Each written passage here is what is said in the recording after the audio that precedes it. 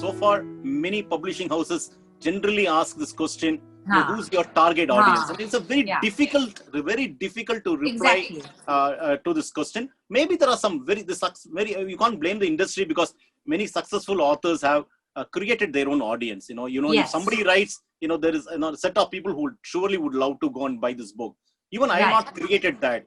Although my fascination and my several writings, a lot of admiration with Mr. Rajinikanth, people associate any book on Rajinikanth with me. I'm very thankful for that. It's a great honor. Oh, nice. But then if you want to even move a little beyond that, then people still come and ask me, why not you write about somebody else like this? That is a little difficult, because I think I'm also writing based on what impacts me at a particular point of time, and then if there is a belief that this has to be communicated, then I write. See, I'm only 5 books old.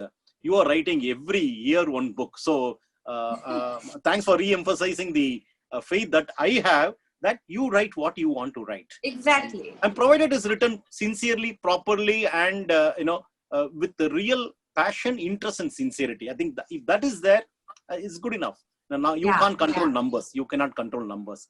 In fact, honestly, Priya, I didn't expect so much of such feedback for this book. I knew it would be a reasonably good book, but then the kind of feedback I'm getting, I perhaps now realize, the readers have a different set of mind.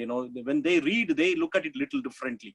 Yes. So as creators, we are always critical of our work.